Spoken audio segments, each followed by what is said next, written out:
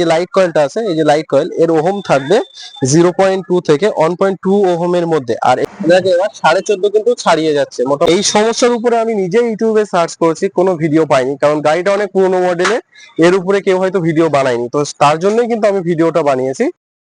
আমার কাছে যে স্প্লেন্ডারটা আছে দেখতে পাচ্ছ, এই স্প্লেন্ডারের সমস্যা মেইনলি হচ্ছে ব্যাটারিটা চার্জ হচ্ছে না। আমি যখন ব্যাটারিটা ফুল চার্জ করেই আমি লাগিয়েছি গাড়িতে, লাগানোর পরে কিন্তু আমি গাড়িটা স্টার্ট করে ফুল পিক আপ দিয়েছি। ফুল পিক আপ দেওয়ার পরে ব্যাটারির ভোল্টেজ কিন্তু 13.23 দেখাচ্ছিল, যেখানে আমাদের ভোল্টেজটা প্রয়োজন কিন্তু প্রায় 14, মানে 14.5 আর কি।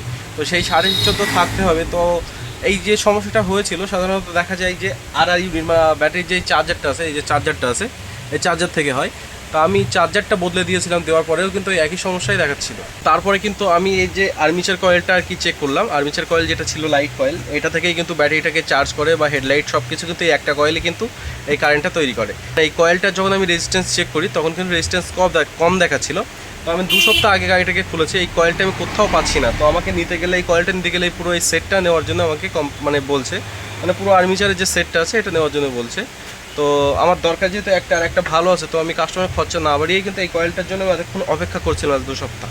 তো তারপরে দেখলাম পাচ্ছি না যখন, আমার কাছে কিন্তু একটা আর্মিচারের সেট ছিল পুরনো, বাদ দেবে দেখো এই যে আর্মিচারটা। তো এই আর্মিচারটা বাদ দেওয়া বলতে এরকম একটা স্প্লেন্ডারে কিন্তু আমি একটা সেলফ লাগিয়ে দিয়েছিলাম। দেওয়ার সময় কিন্তু ওর যে আর্মিচার বা ম্যাগনেট বদলাতে হয়েছিল, তারই কিন্তু আর্মিচার, মানে এটা ভালো আছে। তো এর থেকে আমি যে এই লাইট কলটা দেখতে পাচ্ছি, এই লাইট কলটা কিন্তু এতে লাগাবো, ঠিক আছে।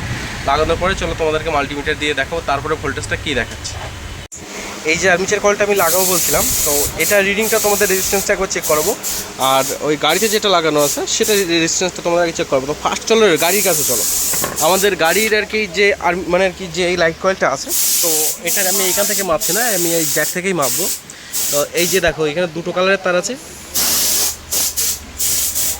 এই যে 2টো কালারের তার আছে। এই 2টো কালারের তারটাই কিন্তু, মানে এই তারটাই হচ্ছে এই লাইট কয়েলের তার, ঠিক আছে। এখানে ভালো করে দেখো, একটা হলুদ আর একটা সাদা টাইপের। তো আমি চলে এইখান থেকে আগে তোমাদেরকে মেপে দেখাই। আমাদের এই রিডিংটা কিন্তু এখানে 200 আম্পসে রাখতে হবে মাল্টিমিটার।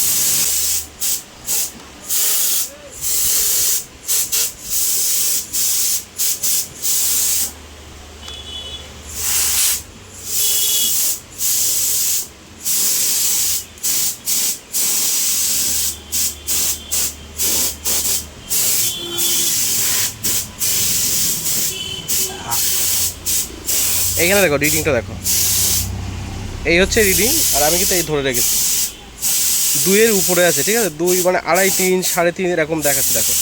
তো আমি কিন্তু দুটোই দেখো ভালো করে দেখো, আমি কিন্তু কোনো নাড়াচাড়া করছি না। তো এইখানে রিডিংটা দেখো অনেক বেশি আছে। ওইখানে চলো তোমাদেরকে দেখাই ওই আর্মিচারের রিডিংটা।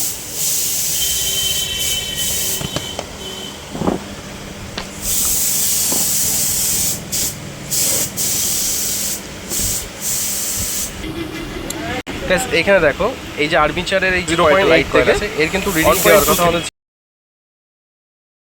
ঠিক আছে, মানে 1.2 বলে। তো এখানে দেখো আমি ওই 2টো কালারেই দিয়েছি। 1.3 দেখাচ্ছে, এই যে দেখো 1.3 দেখাচ্ছে, 1.34 হচ্ছে দেখো, 2, 3, 4, মানে এই কয়েলটা কিন্তু একদম পারফেক্ট আছে, ঠিক আছে। আর ওই গাড়িতে যেটা আমি তোমাদেরকে এখনই দেখালাম সেটা কিন্তু মানে 2 কি 3-এরও বেশি আছে। তো অ্যাকচুয়াল সমস্যা হচ্ছে এই কয়েলটার। তো আমরা নতুনটা পাচ্ছি না বলে আমরা এই কয়েলটা কিন্তু টেস্ট করে তোমাদেরকে দেখালাম। তো এবার ওরতে লাগিয়ে আমরা মাল্টিমিটারের মাধ্যমে তোমাদেরকে দেখাবো যে এইবার গাড়িটার ব্যাটারিটা চার্জ করতে পারছে কি না, ঠিক আছে।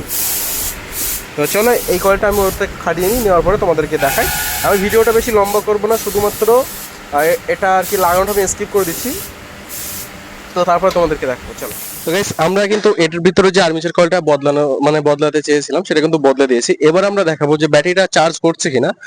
আর আগে যে সমস্যাটা হচ্ছিল এই আর্মিচার কয়েলটাতে, এটা হচ্ছিল ব্যাটারিটাকে আমি যতই চার্জ করে লাগাই না কেন ব্যাটারিটাকে অটোমেটিক ডাউন করে দিচ্ছে। আর এইখানকার ভোল্টেজ দেখাচ্ছিল, মানে আর্মিচার থেকে যে লাইনটা আসছিল তারপর থেকে যে ভোল্টেজটা আমাদের দরকার ব্যাটারিটাকে চার্জ করার জন্য, মানে ব্যাটারি লাগানো অবস্থায় কিন্তু 14+ বা 14.5 মধ্যে থাকলে ব্যাটারিটা চার্জ হবে। এখানে কিন্তু 13, মানে 13 মধ্যে ছিল। তো এইবার আমরা আর্মিচার কয়েলটা সেট করে দিয়েছি এই যে, আর পুরোটা ওই যে পড়ে আছে। তো এবার চলো আমরা স্টার্ট করে দেখাই কত ভোল্টেজ দিচ্ছে। ফার্স্টে আমরা ব্যাটারি ভোল্টেজটা দেখাই কত দেখাচ্ছে। গাড়ি কিন্তু এখন স্টার্টে নেই, নিউট্রালে আছে, গাড়ি স্টার্টে নেই।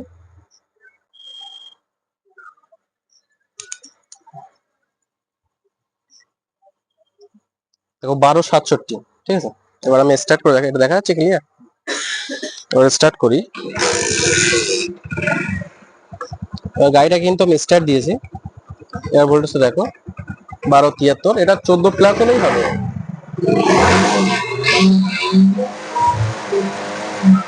দেখো এবার 14.5 কিন্তু ছাড়িয়ে যাচ্ছে, মোটামুটি 14.5 বা 14 প্লাস যাচ্ছে, তার মানে কি গাড়িটা কিন্তু এবার ব্যাটারিটা পরিপূর্ণ চার্জ করতে পারবে। ঠিক আছে, তো এই ছিল গাড়িটার সমস্যার সমাধান।